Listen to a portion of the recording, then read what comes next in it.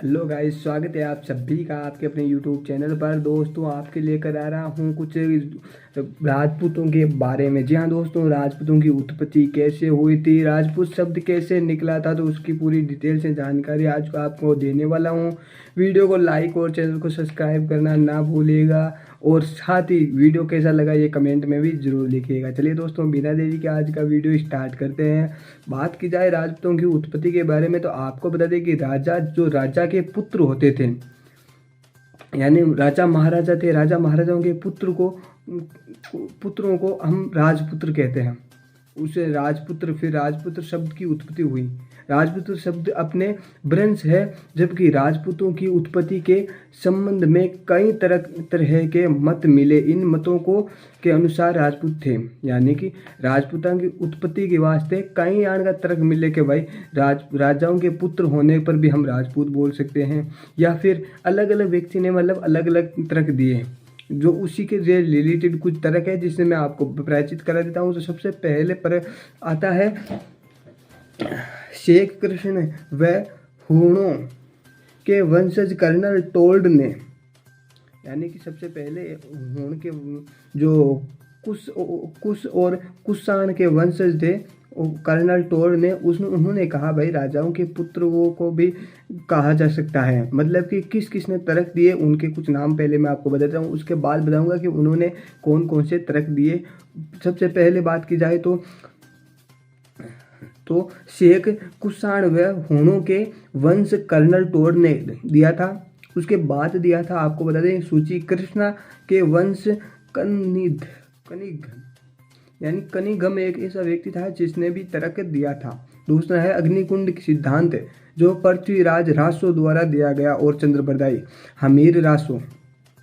हमीर रासो चंद्रप्रदायी पृथ्वीराज रासो, और साथ ही नव सहस्य चरित्र। उसके बाद ही शिसाणा भील लेखक थे, उन्होंने भी राजपूतों के ऊपर काफ़ी तर्क दिए थे। प्राचीन ब्राह्मणों के वंश दशरथ शर्मा और विश्वभूषण पाठक थे, उन्होंने भी, क्योंकि भाई राजपूतों का शब्द उत्पत्ति ऐसे हुई होगी इसके बारे में कुछ तर्क दिए थे। साथ ही प्राचीन क्षेत्रों के वंशज J.H. होजा शिशीवद ने भी इसके ऊपर कुछ तर्क दिया था। सामाजिक आर्थिक प्रक्रियाओं की उपेज बी.डी. चट्टोपाध्याय, यानी कि चट्टोपाध्याय थे, उन्होंने भी काफ़ी तर्क दिया था। तो सबसे पहले अग्निकुंड का सिद्धांत हम पढ़ लेते हैं कि अग्निकुंड के सिद्धांत काफ़ी प्रचलित भी है। तो सबसे पहले आपको बता दें, अग्निकुंड का सिद्धांत जो पृथ्वीराज चौहान और पृथ्वीराज चौहान के एक कवि हुआ करते थे, जिसका नाम भी बहुत फेमस है, चंद्रबरदाई। दोस्तों, आपको बताते हैं कि इन्होंने कहा था कि सबसे पहले चंद्रबरदाई ने अपने ग्रंथ में पृथ्वीराज रासो के में अग्निकुंड सिद्धांत का प्रतिपादन किया, और इस सिद्धांत के अनुसार अग्निकुंड वंश के 4 राजपूत हैं। यानी उन्होंने कहा कि अग्निकुंड के सिद्धांत के आधार पर 4 राजा के राजपूत थे, यानी कि सबसे शुरू में स्टार्टिंग में अगर वो कहा जाए तो 4 राजपूत थे।